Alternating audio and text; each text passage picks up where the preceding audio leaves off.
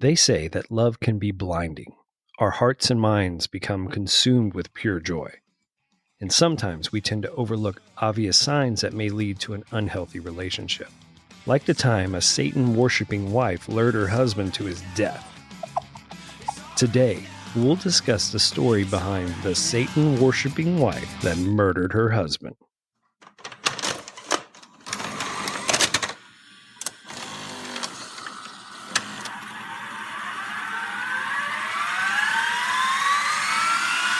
Created by human. So Josh, today, Tim is not with us, and we figured it'd be a great time to talk about a wife murdering a husband and bring his wife, Michelle Nagle, back on. Hey! Hey, Michelle. Hey, what are you trying to say? We're just trying to say, now we have a woman's perspective That I murdered that you might have murdered Tim to be on the podcast today. Maybe. I do know how. Yeah, you watch a lot of crime stuff. I'm a fan of it. Have you ever come up with just a what if? You're not going to do it, but how you would kill Tim? Absolutely not. That's right. That's right. That's what you would say on a podcast. Way. No, I haven't. Nope. No, but I do have a healthy obsession with, 2020 Dateline. I find those fascinating. Probably because it's so far from my anything. I just find it fascinating that people hire hitmen. People try to. It's fascinating. I agree. My Michelle and I were watching something the other night, and it was something about a husband who had murdered his wife, but also his two small children. Oh, and I looked over at Michelle. Yeah, awful. And I looked over at Michelle and I said, "Why the children?" I said, "I could understand murdering your wife." And she goes, "You can?" I said, "Well, no, not like that. I mean, I can get that, but an innocent child blew my mind. And she's like, so you want to murder me?" I was like, "No, that's not at all what I'm saying." Oh, man. That happens a lot. Hypothetical, woman. Come on. Do you have a plan? Not that you would ever do it. No. Okay. No. It's good. No. I mean, even in the moments where I think I've been, we've been in, conversations where it's been heated, that my mind, I don't know. I don't think my mind could even go there to contemplate something like that. Mm-mm. That's what's crazy to me. That's why it's fascinating, because I don't understand the psychology or what's happening where they're like, you know what? I am going to Google, I don't get it. Yeah, just, and that's the thing I was telling her. I said, I can understand in a way, just to grasp the idea of doing it in passion, in a heat of rage. Something just happens. I can wrap my head around that. But the plotting.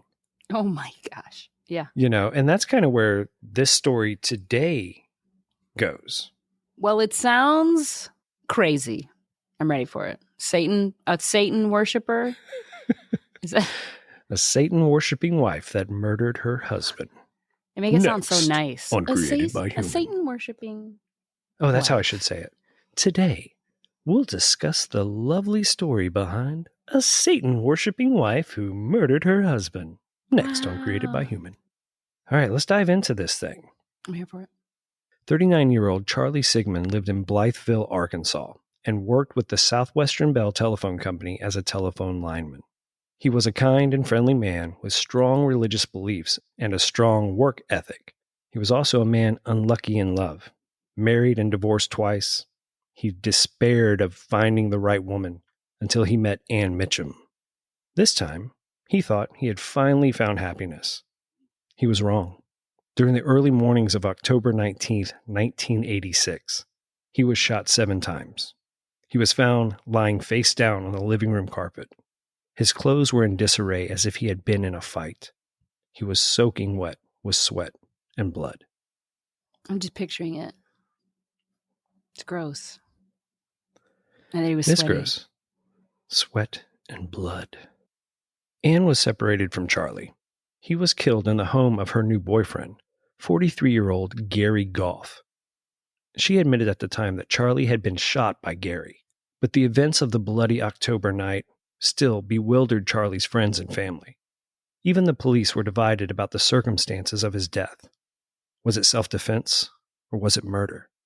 The only two people who knew the answers have disappeared. What? Plot twist. Dun, dun, dun. So Charlie is the main character. Just so I get this right, Charlie's the main character. He'd been married a couple times.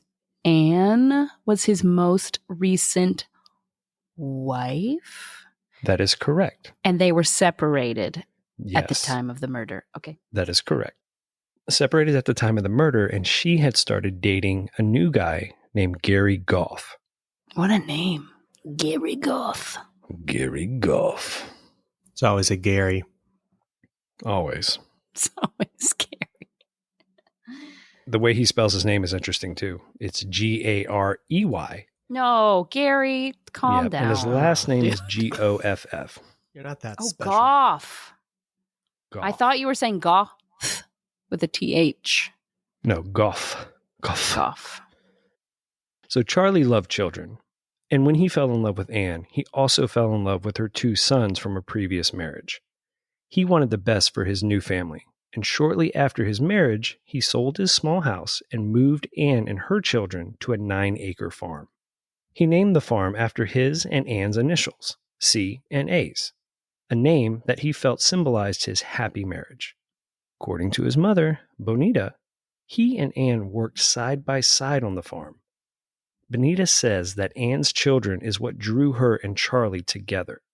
They were crazy about him, and he felt the same way about them. Looking back on it, Bonita now believes that Anne was feathering her nest or trying to get money from Charlie so that she could live comfortably. Mm. So it kind of sounds like Charlie's mom, Bonita, didn't really Bonita. care for Anne too much. That's my mom's name. Is it? No. It is? Is this your family story? And I also live on 9 acres. I knew Bum, it. bum, bum. Hold on a second. You're the one Oh of the my gosh. kids. He's one of the kids. Dude, wait a second. This just got real. Michelle, Mm. as we move along in this story, you're going to hear something that is going to point back to Josh and his mom, Bonita. Wow. You Wait, could be who's involved in Charlie? this and not even be aware. Josh, is your first name Charlie? Is your middle name Charlie? It's actually my fourth name. Josh. Joshua Lee Charlie Clodfelter. You don't have a fourth name, do you? I'm sure. We're like, what? He does? I think this just got real. I think we, I can't give it away yet. I got to tell you the rest of the story. No, but okay, wait. I got to go through it. So Charlie married Anne. They were separated. She had a boyfriend named Garey. Charlie's Right. mom was named Bonita. Correct. She thought Anne was using Charlie for money. Correct. Okay, And she I'm thought tracking. that it was Anne's children that drew Charlie in and wouldn't allow him to kind of leave, basically. Because he loved the kids so much. He loved the kids so much. He didn't have any children of his own, apparently. Okay. I kind of like Charlie. If that's the case, he loved the kids. Thank you. Yeah. I mean, we might be talking about your Thank actual you. stepdad, Josh. I don't know. I'm just Oh. throwing that out there. We don't know. Josh, yet. do you have a stepdad? Yeah. Charlie Sigmin. Oh my gosh. I'm so excited. Keep going. Charlie's friend, Joe Englehart, says that he thought their relationship was strange. He did not believe that Anne was Charlie's type. However, it was clear to him that Charlie was crazy about her. During the summer of 1986, Charlie began to suspect that Anne was seeing another man. He told Joe that he was suspicious of her and that he had been watching her. She apparently disappeared one night, but eventually came back. So she's stepping out. She was being a little scandalous. She's being scandalous. She's being a little bit of naughty. You think it was Garey? Doesn't say just yet. So many characters. Joe is Charlie's friend. Okay. Joe is Charlie's friend. Got it. Bonita is Charlie's mother. No, it's too Anne much. is his ex. Okay. Garey is Anne's new boyfriend. Got it. That's where we're at so far. According to Joe, on another night, Charlie woke up and Anne was gone. He thought she had taken off again. He got up, looked around the house, but couldn't find her.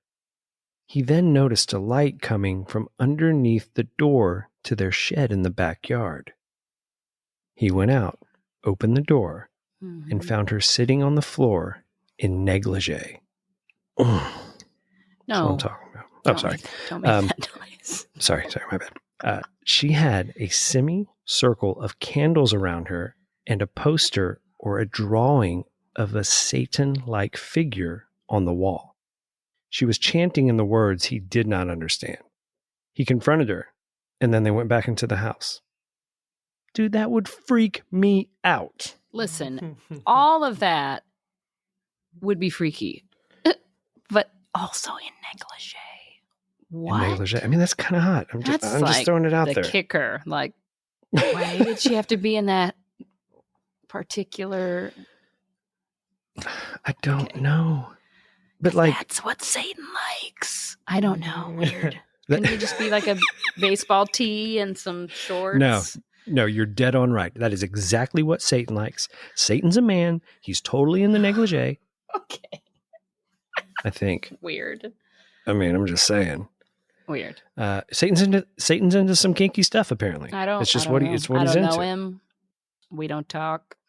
I didn't even know Satan had his own posters out. I mean, that's kind of cool. Like, or drawing, whichever it was. Fair. Poster that she got from Hot Topic. I mean, it was 86.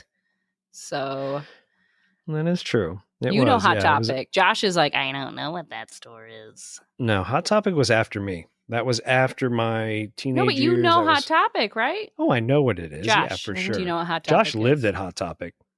No, but yeah, I've been there a few times. Good place for gifts. He went to the rated R section. Are you thinking of Spencer's or Hot Topic? I don't know, both. I've been to both. Aren't they one and the same at the mall, next door neighbors? They're two separate places. One is a little bit more anime shows. Spencer's a little bit more chaotic. Peck's son was like in that same wing. Josh, for a 9-acre farm boy, you get out quite a bit. We did. Did you show up? Did you show up to Hot Topic in like overalls and cowboy boots? Are you a cowboy? Are not you a my cowboy cowboy boots. I left those in my F-150 truck. Hell yeah. That's right. Hold on, guys, a second. I gotta spit this dip out. You sounded like a Ford commercial was about to come out of you. Oh yeah. Oh yeah. Takes rocks like a champ. F-150 found on road dead. American made, except they're made in Mexico. But hey, whatever. I will say this, guys. I will never buy an American car again. Ever. Really? Ever. Technically, none of us really do. I was gonna say, honestly, which ones are American? Well, what I mean though is engineered in America. GM. America, I don't know what's going on with you guys. Like, you buy a Ford or a Chevy or a Dodge or whatever. Those American made? Those are all they're American cars or vehicles. And then, you hit 100,000 miles and they all turn into big pieces of shit. Although you buy a Japanese car, a Honda, a Toyota. I have a Kia. Whatever. And those things go 300,000 miles. So, America, get it together. Merc. Or Tim had a Toyota that was like almost 400,000 miles. Yeah. Tim's old Toyota. Yeah. That he drove all the way from Idaho to Georgia. Right? Yeah, he did. And then it was a 1977 Toyota Corolla. So in 2017, Josh, we went to the DMV and he got an antique license plate for that POS. It was that was such an epic day. I remember when you guys talking about that and we were like, yes, you can go now and get an antique classic license plate for your car. Because the car was 30 years old. So he was like, I'm doing it. I was like, okay. But it was a reliable car, but it was not cute. So, but he did it. Drove around proudly with that antique plate that has like a little antique car on it. I know. It's so great because, in all of our minds, I think when we think antique, we even think like a 67 Camaro, right? Just like or this something beautiful vintage, well kept, like, look Right. at that car. And his was like, marp, marp. And he was like, I'm getting an antique plate. I was like, love you. It was amazing. I think I might buy like an early 1990s Civic or something like that just so I can get the antique plate. I hope you do. Oh my gosh. It's quite a moment. Great. It's like a little expensive. I was like, are we doing this? But yeah, we're doing it, honey. So, He even took pictures with it. They're in my archives. Oh, and he got that custom plate that says Tim's Toy? No. Oh. What dream was that in? I don't know, but it just came to me like that's what I would do if I were Tim. Weird. Tim's Toy. I should have. Because I think you can do 4, 5, 6. I think you can do 7 characters max. That's perfect. TIMSTOY. Tim's with Toy. a Z at the end. Oh, wow. Toys or Tim's? Tim's Toy. Twosies. Tim's Toys. You Tim, can't if you're do listening. You only have 7. You can only do 7. How do you know Tim's this? Toy. Because half my family has custom plates. Are you serious? Yes, everybody wanted a custom plate for their cars. Does it cost a lot? No, it doesn't cost a lot. Like, when you go and renew your tag every year, it's $20. Well, this is $50 to do a custom one. What? Really? Can you do it at the Kroger kiosk? Because you can't do it at the Kroger kiosk. Dang, you do have I was to like, go my into birthday's coming up, and I need to do that. So go do it, man. Go get a custom one. I don't know could what put I it on would your car. put. No. You put Tim's Toy on your car, and sir. it all makes sense. You guys, I murdered Tim. Oh, I knew it. Todd, yours should be TODFTH. Todd Father. Oh, Todd, you should do voiceover work. Come on. Guys, let me tell you a little bit about what the Todd Father likes and does not like. Todd Father doesn't like to be called Todd Father. You're like a wrestler? Is that what you're doing? Yeah. No, you were that. Wow. What was I before? No, I don't know, but you were doing like a wrestler voice right there. Oh, yeah. I'm a wrestler. I'm going to get you. Now, Michelle. Yeah. Tim's Toy on the back of your license plate. No, okay, let's move on. No. All right. So Charlie told Joe and Benita about a bizarre incident. He told Benita that Anne does not worship God. 3 weeks earlier, he had found a strange doll in the bedroom. Anne told him. Hold on. Listen. What? Listen. Yeah? Really? That's what he told Bonita? That's what he told his mom? He's like, Ma, listen, Anne doesn't worship God. Not Ma. I found her in the shed, in lingerie, in a circle of candles with a poster of Satan or his son, I don't know which one, saying a weird language. Not that. Not that. He said, Mom. I'm pretty sure she doesn't worship God. Pretty sure. Not sure. I'm pretty sure. I kind of got the hint, Mom, that... And he didn't say, he said, Mommy, I'm pretty sure she doesn't worship God, Mommy. Listen, I don't think, I could be wrong. Could be wrong. I don't think that she worships God. I'm pretty certain that she is not worshiping God, Mom. Worship something else, but I don't know. And I think she's cheating on me. With the devil. Okay, continue. With Satan. So 3 weeks earlier, he had found a strange doll in the bedroom and told him it was used with her witchcraft rituals. What kind of doll? Depends on the doll. Really, Josh? I feel like we need to unpack that. What? Yeah. You like dolls, Josh? I think if you use any doll for a satanic ritual, it's, I like the dolls with soft skin. Okay, this is getting... Have you guys ever been to the Cabbage Patch place up in Cleveland, Georgia? Listen. Okay, anybody and out watch here the tree listening? give birth? I am not from the South. I'm not from the South. I'm from the Midwest. I'm from Michigan, the Mitten State. And I had a Cabbage Patch doll growing up. I did not know until I moved here about that Cabbage Patch place. I've been there. Mm-hmm. We watched a birth Mm-hmm. of a Cabbage Patch doll from the tree. Mm-hmm. And there's like a nurse back there. Josh, have you never been there? I think I might have been when I was a kid. Listen, with my and they sister, have you like but push, not push. anymore. put like it. Dude, Listen, it's too much. Google it.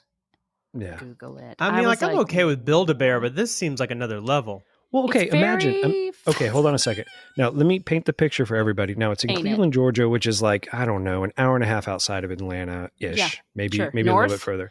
Going further north of Atlanta, man. right? I mean, So it's a little bit out there, and it's in the middle of nowhere, and it's its own Literally. building, and you go Literally. in there, and you know, you do the little tour, and at the end of the tour, there's a birth, or there is a tree Giant that gives tree. birth, a giant tree that gives birth to Cabbage Patch Cabbage Patch dolls. dolls. And I don't think little kids quite understand it, so it's whatever to them. But as parents, you go, what in the world is going on here? Mhm. So imagine, Josh, imagine going to the mall and walking into Build-A-Bear, and there's a giant whatever, tree. tree. I mean, cave. like literally, and a nurse giving birth out of a thing that looks like a vagina in a tree. I don't remember that part. Okay, maybe I'm elaborating. All right, I'm elaborating. I just wanted, I wanted to sell it a little bit more, sorry, you know. Sorry, Thanks for calling me out, Michelle. listeners. There's no tree vagina. There's a giant vagina tree. There's not. It's not. Birthing. I mean, and when it gives birth to a baby, it literally spits them out and shoots them at each child that's standing out there. They all catch the baby, and if you can catch it, you can keep it. But if you can't catch it, you got to put it back in the vagina for the next kid. Is that how Did I it take that works? too far? I mean, No. I wasn't gonna. I don't. Sorry. Yeah, I It's think I still. took that. Listen, I am all about Cabbage Patch dolls. I probably got one for my kiddo at the time, so love them. I just thought, what a weird. It's just really. It's just a very like serious, like the birth of your cabbage, and you probably have to pay extra. You could just buy one off the shelf, but if you would like the birth of your Cabbage Patch doll, there is an extra fee. So There is. it's quite an experience. You should go. We should take a field trip. Let's go. Created by Human Fam. We go and Podcast we it live. podcast the birth Of of Cabbage Patch dolls. I love it. And then we name the It. one Anne Sigmin. Yes. Done. Or you say, Josh, you in? 100%. Yeah, Josh is always in. Took a minute. Tim will go. If you're talking about trees giving birth, Josh is always in. Well, I didn't know. Especially trees for vaginas. Okay. Yeah. All right. Josh, Oh. please settle down, dude. We have a lady No. present today. Come on. Listen. There was no vagina tree. All right, let's get back to this story Wow. here. And yeah. Thanks, segue Josh. to the So we were talking about this doll that she had in her bedroom. A needle was through the heart of the doll. He told Benita, his mom, that one morning he woke up and found it on his pillow. He also reported finding satanic literature among her possessions. He was certain that she was involved in witchcraft and possibly devil worship. Possibly. I don't This is when know. he decided this. I don't know. This Mom, is what do you when- think? The shed incident didn't just, that wasn't the nail in the coffin. No. And not even when he initially found the doll, but when he found the doll with a pin through the heart on his pillow that morning, Maybe. maybe. Hey, Mom, what are your thoughts? Let me read you this satanic literature. Yeah, what do you think? You think Thoughts? she's into this or just curious? Ugh. Disturbed by Anne's behavior, Charlie demanded that she move out. She went to nearby Caruthersville, Missouri, to live with her coworker, Garey Goff. This is when he comes into the picture. There it is, Garey, There he with an is. E. Weird. A truck driver who had once been a policeman. Ironically, Charlie and Garey had known each other since childhood. But most upsetting to Charlie was that Anne had taken her 2 children with her. Now, again, he loved these kids. Probably the reason that he stuck around and even denied what he was seeing. Like, didn't Did she want to take the believe it. doll? Doesn't say, but I guarantee she left the doll behind. Okay. Just as a reminder. Okay. These events took their toll on Charlie. He became depressed. He missed his wife and her 2 sons. He still talked to her occasionally, and according to some friends, he had then received threatening calls from Garey. He did not report the apparent threats to the police. On the night of October 18th, 1986, Charlie was with an old friend at his home when he received a phone call from Ann. She told him that her sons were crying and wanted to see him so badly. She also was threatening to commit suicide. Man. So she knows for certain that if she says anything about her boys, that they're upset, Charlie will drop everything to be there for those boys. He told his friend that he had to go to Ann and Garey's house and see what was going on. He told his friend, I could be getting set up here, man. He reluctantly agreed to drive to Ann's. According to his friend, Charlie was quite sober. He thought of taking a pistol along with him, but reconsidered before he left. Charlie. And left the pistol behind. Mistake Come on, man. number 1. Well, no, that's like Always mistake bring the number pistol. 12. Yeah, this is... Mistake number 1 was the shed incident. I know. And this thing with Charlie, like, I feel for this guy. And even reading all that we've read so far about him, or hearing everything that we've heard about him, kind of sounds like a good dude. Yeah, I agree. And he's just making mistake after mistake after mistake. Again, I think just thinking with his heart, Charlie. And I know. Maybe she was a good cook. Josh, that's fair, man. You know what? If a woman can cook for you, even if she's into satanic rituals and voodoo you dolls, find her in the shed. There's a towel on your pillow. I would have walked into that shed and been like, "What are you cooking?" Make a mean meatloaf, then it's on. You cooking up goat tonight, honey? What's going on out here in this shed? Must have been it. That was it. She was cooking goat. That's a lot of red flags. Satanic goat. A lot. Yeah, a lot of red flags. Quite a bit. He's on his way. And at 3:20 a.m. the same night, Ann arrived at the police station and reported that Charlie had been shot at Garey's house on Collins Street. The Caruthersville Police Department conducted a crime scene investigation.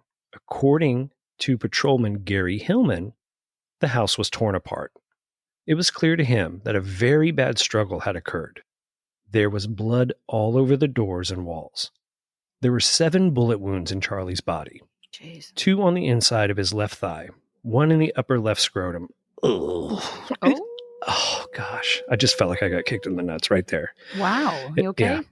No. I'll be all right. 1 in the right jaw, 1 on the outside of his right hand, 1 in the right ear, and 1 in the front of his neck. Dude. Blasting him. I mean, so many questions. I know. Well, here it goes on to say, the last wound was fatal. 2 guns were found. A .32 revolver was lying on the floor, and a .25 caliber pistol was on top of the TV. Both had been fired. In addition, a bloody iron had been placed in a wastebasket in the kitchen. Speculate. What do you think happened with the bloody iron? Iron? Like for real, like iron your clothes iron? I believe so. Jeez. Do you think they both shot him? Okay, question. Legit question. How many bullets can a gun hold? Does it vary? Let's see here. A .32 revolver and a .25 caliber pistol. So a .32 revolver, I mean, you're looking at what, 6 rounds, right? And a .25 caliber, if it has a clip in it, 12. Oh, wow. Garey was arrested that night. He and Ann were interrogated at length. Garey said he struggled with Charlie, hitting him with the iron and firing all 7 shots. Ann corroborated his testimony, but did admit to handling the .25 caliber pistol. Okay. Hitting him where with the iron? In the face. Does it say that he had, cuts or whatever? It doesn't say, but I would imagine that here's kind of Across how the I face. see this going down. Yeah, I see him coming in and maybe Garey being behind him as he comes in and just knocking him down with that iron in the back of the head. Ugh. That's how I would see it. Because, I mean, you're not going to hit somebody with a with a clothing iron in the chest or the stomach or like that, whatever. That's not going to do that. You're trying to knock somebody over the Across top the of their head. head so you can get control of them, right? Dang. It's brutal. With an Yeah. iron? Oh, Yeah. was And it in hot? 86 too, man. Oh, well, let me tell you guys a story about an iron real quick. So when I was a all little right. infant, lived back in Iowa, I was little, not even walking yet. I was in one of those walkers, right? Just scooting across the floor with my little legs in this walker. And my mom was, she had an iron on the ironing board, plugged in, ironing clothes. I came by as a little kid, grabbed the power cable on that iron in my walker, yanked on it, and that iron came down and lodged between the back of the seat of my walker with the iron pressed up against my back. Oh Yeah. my gosh. Yeah. Oh, poor little Todd. Yeah, I know. Poor Fortunately, You don't mom. remember it. You don't remember I don't remember it, right? I don't remember it all. And all I have to this day is a scar, probably about 3 inches You have a across my back. scar? Yeah, but it's just 3 inches long and maybe, I don't know, maybe a quarter of an inch or a half an inch wide still. Aw, Yeah. baby Todd. I know. Guys, please send me prayer requests and get well soon cards and balloons if you wouldn't mind. I feel bad for baby Todd. How old were you? Oh my gosh. I probably wasn't even 1 because I was walking before 1.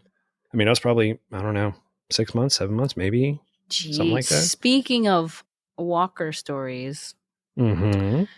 when I was a little baby in a walker, Mm-hmm. we had basement stairs. I'm the youngest, so they were like, "You're cool, have fun." So, Oh no, you're one of those tragic stories. I guess I don't. But I mean, it happens. I guess I was like, "Cool the basement," and kind of went toward the stairs. So basically, honey, you okay down there? So we had stairs and then like a landing and then stairs. So I like bounced down the stairs on the landing and like bit the. Anyways, I have a fake tooth in my mouth for that one. How old were you? I mean, you were in a walker? Yeah. I just scooted over to the basement and was like, "Let's go. Let's do this. Go." Wow. Yeah. I just bit the linoleum. It was the 80s. So did you hit the landing and then kept going? No, I think I stopped at the landing. Stopped at the landing. See, here's Noah and Michelle. This is what Michelle would do. Michelle would go down all the stairs, hit the landing, flip back up on the wheels and go, all right, and finish the rest of the stairs off. Like, made it quick, though. Sick, what he's bro. saying, Josh, is that I'm an optimist. I'm very positive. I would have been like, well, that was a fast way of getting down. Exactly. If I made it this far, these last 3 steps aren't going to mean shit. Might as well. So might as well knock it out. Those and get down stairs here. were my childhood nemesis. I also cracked my head open on those stairs. Ugh. That's another story. Well, be careful on stairs, Michelle. Yeah. Careful. I am. I'm careful. Yeah, let's stay in a one floor house. Baby gate, Mom? No? No, those didn't exist when we were kids. I mean, they did, but dude, you just kind of did whatever, man. Seriously, when I cracked my head open, had to be 2nd grade, rode in the front seat of our VW bus in my mom's lap. Mm-hmm. Yeah, those were good times. Like safety first. Those were good times, I'm telling you. Mm-hmm. Anyways, Anne tells the police she claimed that Charlie had arrived at the house at around 3 a.m. in a drunken rage, demanding to be let inside. Now, this contradicts what his buddy said, right? So he then forces his way into the house, what she continues to say. She maintained that once inside, he began beating her severely until Garey came to her rescue. Though Garey had a broken arm from an earlier incident, he fought with Charlie, then shot him 5 times. He fired 2 more shots from the .25 caliber pistol. Finally, Charlie collapsed. Unfortunately, no blood test was taken to prove if Charlie had been drinking. That's 101, dude. Come on. I mean, it's the 80s. It's not like it's... Everyone's drinking. That's probably why they said no blood tests. Like, dude, come on. It's the 80s. Everyone's got 3 cocaine in the morning. and alcohol. Come on. Come on. Come on. Yeah, of course he's drunk and filled with cocaine and rage. But his friend Joe come on, it's the 80s. says he was not drinking. That is correct. His friend Joe said, no, he wasn't. So this here does say, right after we said, that Charlie had been drinking, she's making that claim that there were, again, there were no blood tests done to prove that he had been. His friend, again, claimed that he was not. And others confirmed that he was not normally a heavy drinker. But even if Ann's story was true, there still might be grounds for a charge of premeditated murder if she and Garey had both fired at Charlie. Police conducted a powder residue test to see if she had fired the gun as well. It was inconclusive. Break after break after break these people get. Jeez. Patrolman Hilburn took all of the evidence to the prosecutor's office. The prosecutor asked him how he felt about the case, and he said that he felt that it was probably self-defense and that they were telling the truth. They had no more investigations to see for sure. The Caruthersville Police Department released Ann and Garey. However, the investigation continued. This story just keeps going. It just keeps going. So apparently not enough evidence to say that this was a murder, that was premeditated murder. Right now there's not enough evidence. So they're leaning towards a scene of the crime. So here it goes. Chief Deputy Jack Davis felt that they were running out of options for finding evidence so that they could charge someone in Charlie's case. They knew they had to do something different. One of Ann's friends claimed that Ann had told her she had reasons for wanting Charlie dead. One of Ann's friends? Right. One of them possibly being insurance money. Classic story. That's like a common 2020 Dateline theme. That's it. Just saying. It's money. And it blows my mind that you would murder somebody. And back then, what was it? Maybe like 80,000. Hey. Yeah. I mean, I don't know. Kill Charlie. We can get 80,000. And we can start a whole new life together. Yes, I love you. Come on. Okay. So the sheriff's department wired Ann's friend for sound and waited for Ann to say something that would be an admission of guilt. During the recorded conversation, the friend told Ann that she was planning to go to the police. Ann told her not to go to the police and give her time for herself and Garey to leave town. Oh. Yep. Chief Davis felt she incriminated herself in this conversation. Yes, she did, Chief. She did. She's about to leave town. She's about to go to Hawaii on that insurance money. See you later, boo-boo. After this recorded conversation, other evidence surfaced. The authorities began to prepare a warrant for Ann and Garey's arrest on the charge of first-degree murder. They believed that the shooting had been planned in advance and that Charlie was lured to the house. But only a few hours later, Ann vanished. Wait. Yeah. One more time. But only a few hours later, Ann vanished. And again. You want to hear it one more time? Sorry. Yeah, I do.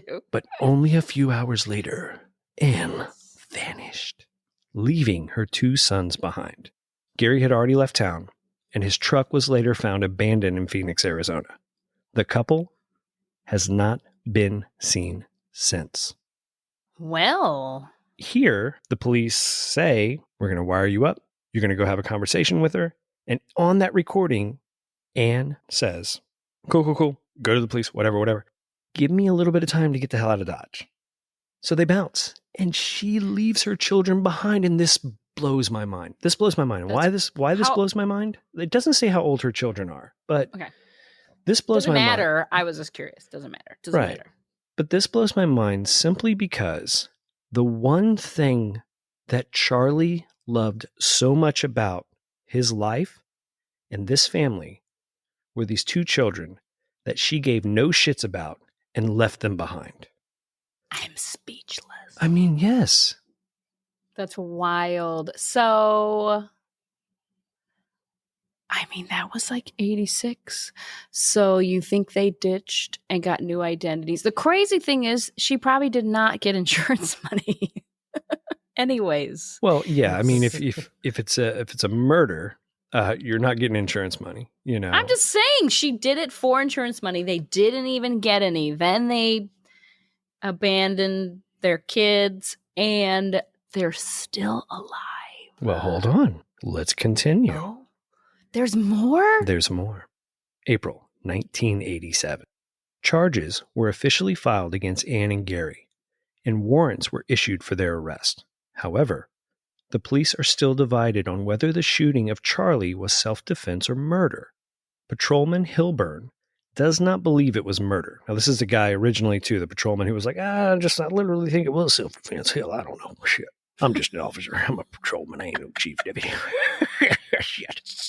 Anyways, he based that on the crime scene, the disarray of the house, the damage that was done to it, and the angle of the bullet wounds to the body, the fight that occurred, and the damage to Garey, including bruises to his chest, face, and back. He's saying because of all those things, I still think it was self-defense. Now, Chief Davis stepped back in. Now, again, if you guys remember, Chief Davis was a guy who was like, something else going on here. This ain't just self-defense, son. So Chief Davis says, here we go. Hold on a second. Chief Davis says, however, says that in his opinion, there is no probability of self-defense. He believes that once the case goes to trial, all the information will come out. That's right. Everyone else will also realize that it was not self-defense. I don't like him. You don't like him? You don't like who? Chief Davis? I don't like the chief. Chief's the one who's trying to get down to the bottom of it. Because of that accent or what? You don't like the accent? Chief's a good guy here. It could be self-defense. Well, wait. That was my question. But you were doing such a good job playing Chief Davis. I didn't want to interrupt. Oh, self-defense on Ann and Garey or self-defense Charlie? Let me read that segment again without the voice so that you can understand it a little bit more, because it seems like both of you were a little confused. I think the voice threw you off. Here we go. Chief Davis. However, in rebuttal to Patrolman Hillman's statement, Chief Davis says that in his opinion, there is no probability of self-defense. He's saying that he does not think it was self-defense. Yeah, but who? Who was the... Patrolman Hilburn said that he believes that Ann and Garey were just acting in self-defense when they killed Charlie. Police Davis, our Chief Davis's statement is, no. I don't see any probability of it being self-defense. He believes that once the case goes to trial, that all the information will come out and everyone else will realize that it was not self-defense. What does that mean? What that means is that Ann and Garey murdered Charlie. They weren't acting in self-defense. What's all the information that's going to come out? Just say it right now, Chief Davis. I don't know. That's the thing is, as these police officers and chiefs are giving these statements to the media, they can't give that information out, right? So got it. We just don't have it. All right. Patrolman Hilburn says that he thinks Garey and Ann's biggest mistake is fleeing. No shit, Hilburn. I know. If it was self-defense, just chill out for a little bit. If self-defense, you just chill out and you don't leave your children behind. You're there. Oh. So this patrolman Hilburn, he's the one that gets on my nerves. I feel like Patrolman Hilburn was probably bedding down with Ann too. Who knows? But that guy, I don't know. But he's saying, dude, that was their biggest mistake, was fleeing. Dude, come on. Or the murder of Charlie. Great investigative work there, Hilburn. Their biggest was the murder of a human. Whatever. It's fine. I'm not a police Looks like our biggest lead today is the fleeing of suspects Ann and Garey after the, self-defense of Charlie Sigmin. Whatever. All right, Hilburn, whatever. So anyways, he wants to see them come back and resolve everything. He does not believe Garey is capable of murder in the first degree. However, he's not sure whether or not Ann is capable of it.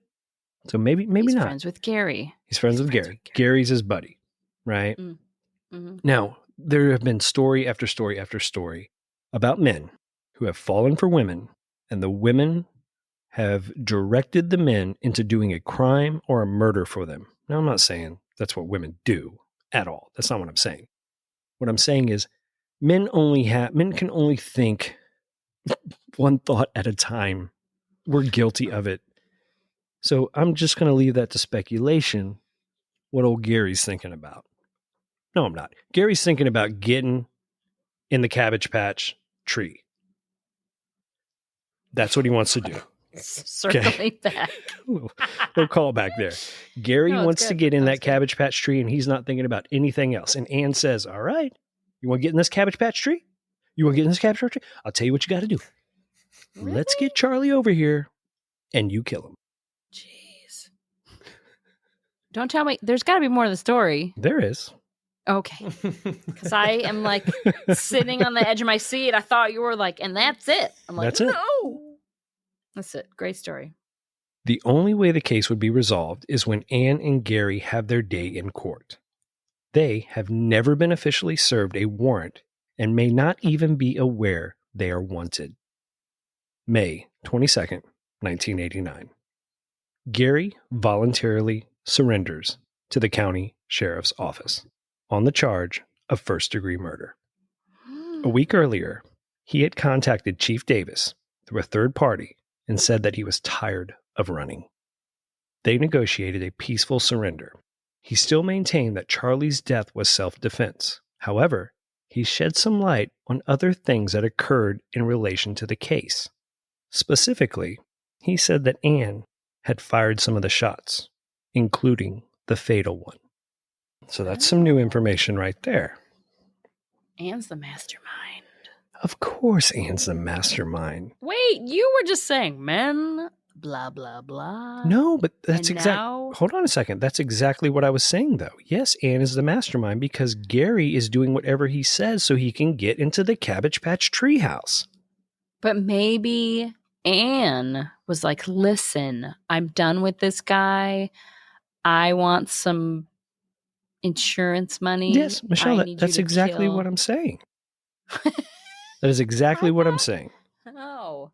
Look, All right. all that's on Gary's mind is the Cabbage Patch treehouse. That's all that's on his mind. The Cabbage and Patch he's like, tree. I'll do whatever you want me to do. Whatever you want me to do, Anne, I'm in. Garey goes on and tells authorities that during the last 2 years that he and Anne used assumed names and traveled through several parts of the western United States, including Arizona, New Mexico, and California. While in Arizona, they stayed on an Indian reservation where, according to Garey, Anne practiced satanic rituals. I mean, you can't just give it up. Come on. I was wondering if we were going to circle back to this because Yeah, I mean, she's still into it. I mean, it's something you do, man. It's just like smoking. It's very hard to give up. Give her a break, guys. Come on. He also claimed that she had threatened to use satanic powers to kill him if he turned himself in. The two ended their relationship and went their separate ways in April 1989, shortly before he had surrendered. Wow. Yeah. So Anne's crazy. She's crazy. Dude, Anne's she's crazy. loco. She's loco, ese. Mm-hmm. Garey made a personal appeal to Anne, asking her to turn herself in and get this straightened out. He wanted her to come back and tell the truth of what happened. He said he needed help because he did not know everything that went on that night. He believed he could only get help if Anne was found. She never turned herself in. June 1989. Oh my God. A woman believed to be Anne was arrested in Saline County, Arkansas. There were several similarities between the two. After Chief Davis met with her, he quickly realized the woman was not Anne. She was then released. Oh, no. January 1991. Garey entered a plea for second-degree murder. He was sentenced to 20 years in prison and was paroled in 2002 after serving 13 years. I mean, I guess second degree, I guess that's the way you got to go. You know what I mean? If you can't prove that it was planned, that it was premeditated, then you get second degree and you only get maybe, a decade. Second degree is self-defense. Second degree kind of has manslaughter, right. First degree, second degree. Right. So second degree is clearly I mean, from the few things that we've kind of gone over in different episodes too, second degree is it's not bad. It's the one that you want if you're going to kill somebody. I'm just letting you know. Yeah. Noted. Yeah. I'm just going to say, you're going to kill somebody, trying to figure out how you can do it in second degree. Okay. Blows my mind. It blows my mind that you can still murder somebody. You can murder someone and be like, cool, hey, I'm out. Now, I don't know because I don't have all the details here about it, but if it was truly self-defense, I mean, I'm in the ballpark of if somebody were to break into your house and you were to get up in the middle of the night and you found them and they came at you or your family and you killed them, that's self-defense, right? Like, yeah. If you're in my house and I have to protect me and my family, there should be nothing that happens to me. There should be no jail time. I didn't choose for you to come in here. I didn't choose for you to threaten me, right? So I don't know. I don't know where this actually falls with the second degree murder. Yeah, that's wild. Currently, there is still an outstanding first degree murder warrant for Anne. Authorities believe that she may be living in either Eugene, Oregon, or Phoenix, Arizona. She may be using the name Andy Hayes or Andy Partlow. When she was last seen, she was 5'6" and weighed between 140 and 145 pounds. She has brown hair, brown eyes. She was born October 15th, 1955. She may be passing herself off as an American Indian. She is considered extremely dangerous and should not be approached. She may still be involved in Satanism. I mean, it's hard to give up, guys. Give her some slack. Cut her some slack. Come on. Yep. All right. Her family, however, believes she is now deceased, possibly at the hands of Garey while they were on the run.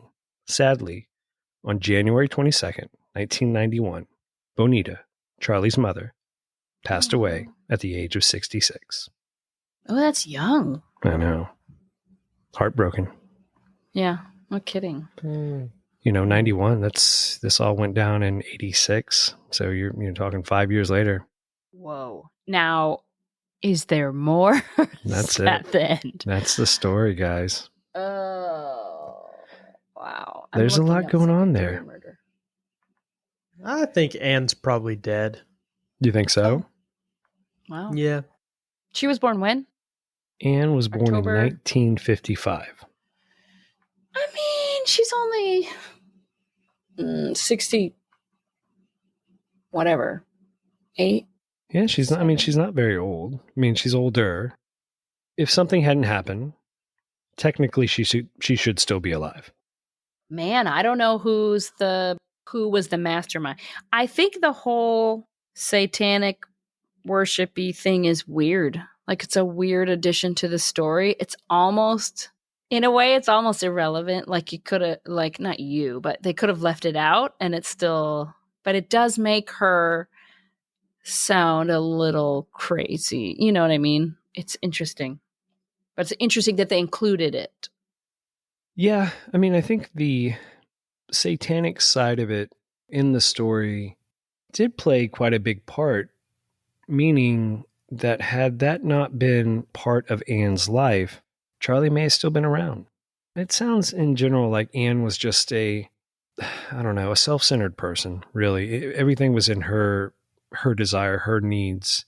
And if you look at it, doing away with Charlie, finding Garey, convincing Garey to kill Charlie, and then leaving her children behind to go on the run. This lady's all about herself.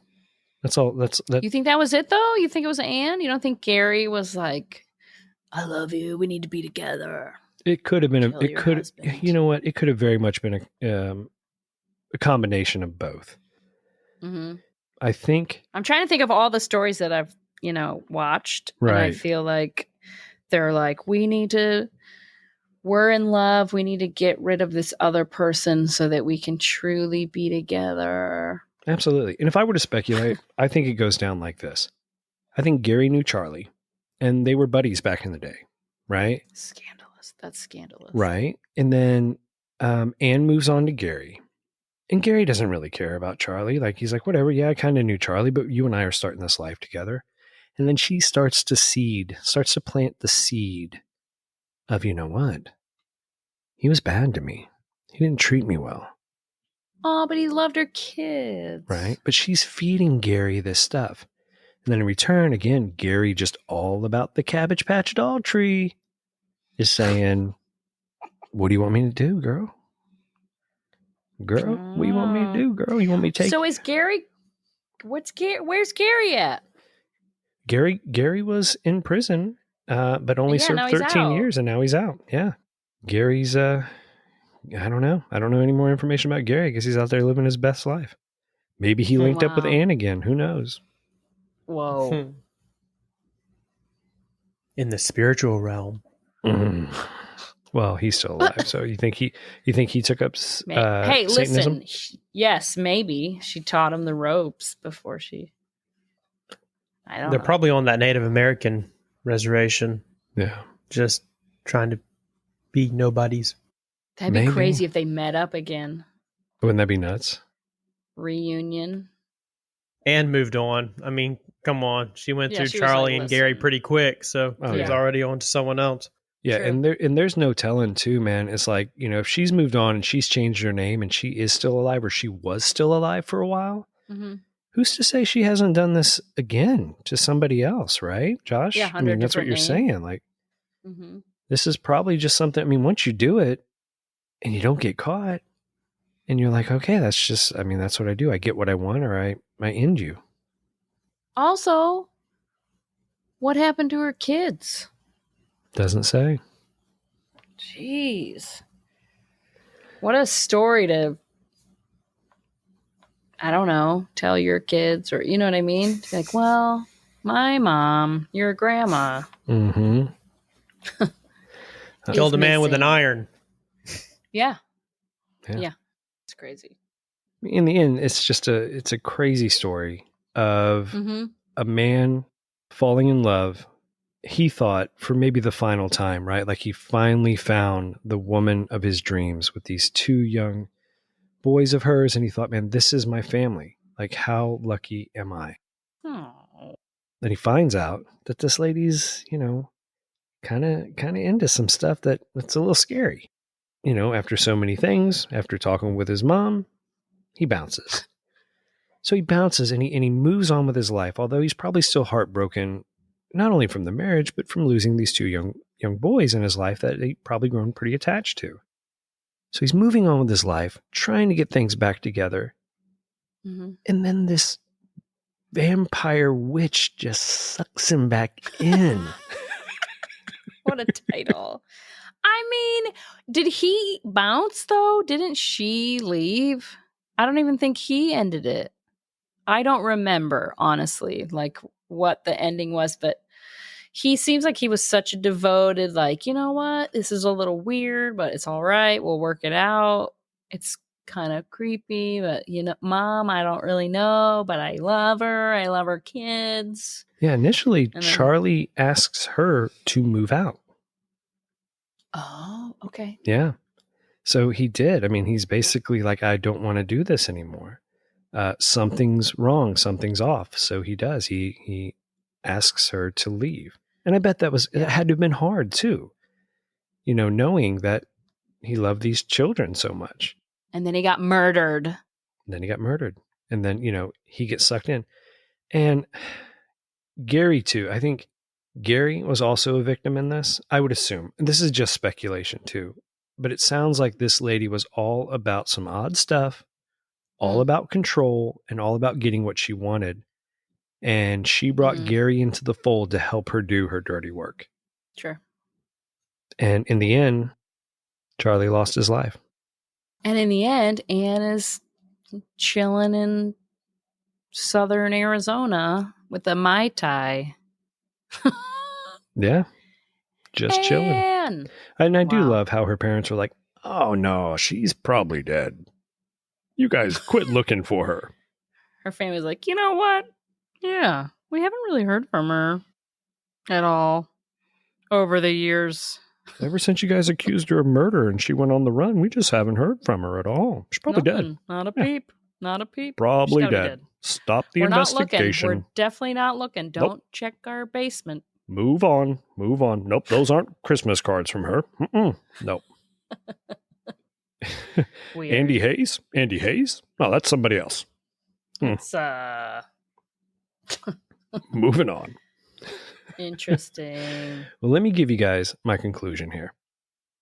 When you wake up in the middle of the night and you find your significant other praying to the altar of Satan, I would highly suggest going straight back into the house, packing a bag, get the hell out of there, and never look back. The tricky part of this story was Charlie's affection for Anne's 2 boys.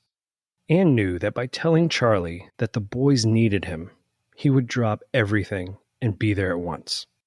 Take the Satan-worshipping part out of the story altogether, and this chick is still beyond evil for using her children as pawns in a murder plot. When people are infatuated with someone, they tend to lose sight of what is potentially a very bad relationship. Charlie's friend and mother both tried to warn him that something was off with his new love. If only he had separated his heart from his mind for just a moment, he might have seen it too. Charlie and scene. Good night, Charlie.